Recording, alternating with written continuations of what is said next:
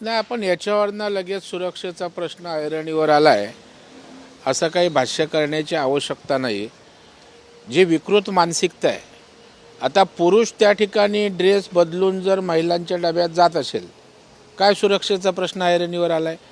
मला वाटतं मुद्दामहून सुरक्षेच्या नावावर त्या ठिकाणी सरकारला किंवा मुख्यमंत्री किंवा गृहमंत्री यांच्यावर रोख ठेवण्याचा काही पॉलिटिकल प्रयत्न हा मी समजतो. कारण बुरका घालून जर पुरुष स्त्रीच्या डब्यात चढला तर त्याची विकृती आहे ना. आता कायद्यानुसार ही केलेल्या गोष्टीबरोबर त्याला कडक शासन होणारच. अशा प्रकारचा तो गुन्हा आहे ना, महिलांच्या डब्यात प्रवेश करणं.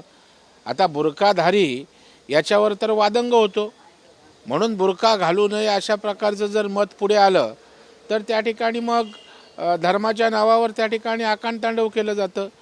म्हणजे आपण दोन्हीकडून बोलायचं. बुरख्यावर प्रश्न निर्माण झाला तर बुरका घालण्याचा अधिकार आहे, आणि बुरख्याच्या आड होऊन अशा प्रकारे पुरुषांनी काही केलं तर सुरक्षितता धोक्यात आहे. मला वाटतं हे चुकीचं आहे. तेलंगणात महात्मा फुले यांच्या पुतळ्याची विटंबना, प्रकाश आंबेडकरांचा पुन्हा एकदा RSSवर घाणाघाती हल्ला. नाही, प्रकाश आंबेडकरांना RSS शिवाय काही दिसत नाही. आता पुतळ्याची विटंबना झाली हे चुकीचं आहे. त्याचा शोध घेऊन संबंधितांवर कडक कारवाई त्या ठिकाणी होईल. आता RSSचा काय या ठिकाणी विषय आला? तिथे सरकार कोणाचं आहे? तेलंगणाला. त्याच्यामुळे मला वाटतं केवळ RSS द्वेष हा काही लोकांच्या नसानसात भरलेला आहे. त्यापैकी प्रकाश आंबेडकर हे प्रमुख आहेत. दोन्ही राष्ट्रवादी एकत्र येणं हे बोलणं आमच्यासमोर झालं होतं असं सयाजी शिंदे म्हणतात. आता सयाजी शिंदे कधीपासून पडद्याआड राजकीय चर्चेत यायला लागले याची मला कल्पना नाही, आणि ते समजल्यावर मी यावर भाष्य करेन.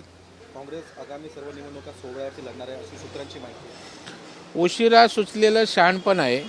एकत्रित लढून काय होत नाही तर स्वबळावर लढून काय होणार आहे?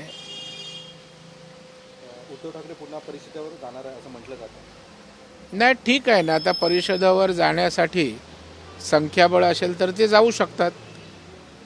पूर्वी त्या ठिकाणी विधिमंडळात परिषदेवर असूनही सुद्धा उद्धव ठाकरे साहेब त्या ठिकाणी येत नव्हते. मला वाटतं आता त्यांनी परिषदेवरही यावं आणि कामकाजात सहभागी व्हावं. एखाद दुसरा राऊंड मारून 5-10 मिनटं बसून परिषदेचं कामकाज होत नाही. परिषदेतही यावं आणि परिषदेच्या कामकाजातही सहभागी व्हावं. यवतमाळमध्ये पाकिस्तानी गाण्यावरती नृत्य करण्यात आलेलं एका शाळेमध्ये संमेलनामध्ये हा प्रकार घडला. नाही, अशा प्रकारचं जर कोणी केलं असेल तर ते चुकीचं आहे. त्यावर कडक कारवाई त्या ठिकाणी झाली पाहिजे.